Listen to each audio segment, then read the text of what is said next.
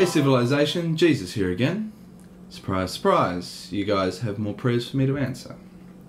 Let's delve straight in with this one from our favourite serial prayer, Vita 44. Vita 44 writes, a couple of weeks ago, you responded to my challenge to do a follow-up of your water into wine trick. Miracle, Vita 44.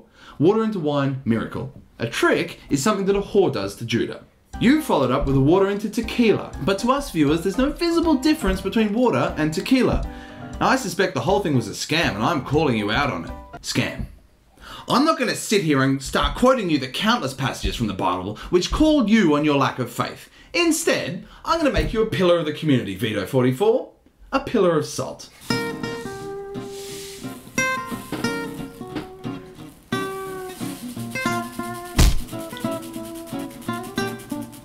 Sing along if you know the words. It's a miracle. Fuck you, Vito 44. Scruffy writes, Dear Mr. H. Christ, a man recently cut me off while driving on the highway. In anger, I sped up next to him, rammed his car into a ditch, killed him, stuffed his body into my trunk, and then continued to drive my car off a cliff. Can you cure me of my sin? Well, Scruffy, of course I can't cure you of your sin. Not without a time machine. But I can damn well justify it, and let's be honest, that's all you people ever really want. The Bible famously includes the words, an eye for an eye and a tooth for a tooth. I'm sure you would have heard of it. It's in the book of Leviticus, which, as any decent Christian will tell you, is the most important and current part of the Bible. Now, I know what you're thinking. Doesn't Matthew retract that commandment in his critically acclaimed Pulitzer-winning Gospel of the New Testament? Doesn't he tell us to turn the other cheek? Yes. Yes, he does. But of course Matthew said that. He was a tax collector when I met him.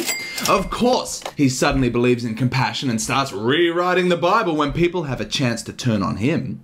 He's a cowardly politician's ploy. Why do you think former Prime Minister of Australia, Julia Gillard, inexplicably became pro-gay after 6 fine years of consistent God-pleasing homophobia? Remember, you were made in Dad's image, and Dad killed a dickload of people in acts of vengeance. We damn people to an eternity of hell for wearing polyester! We're fucking crazy bitches up in here!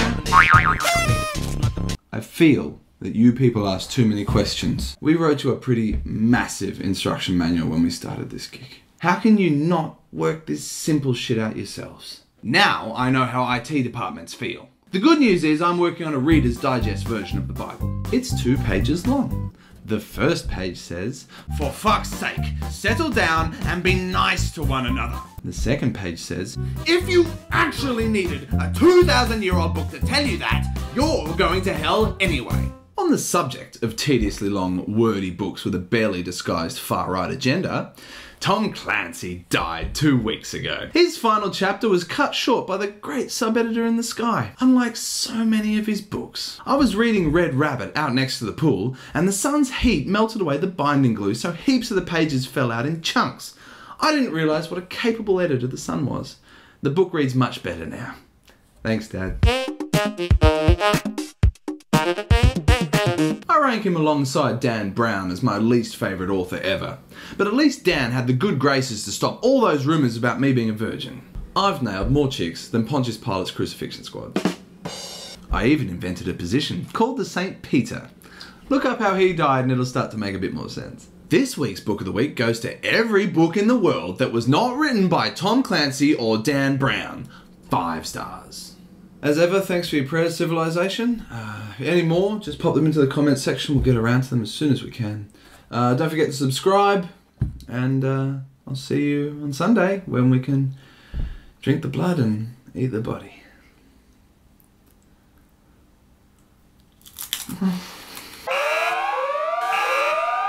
Drink your fucking juice. Doesn't matter if you don't like it. Drink your fucking juice.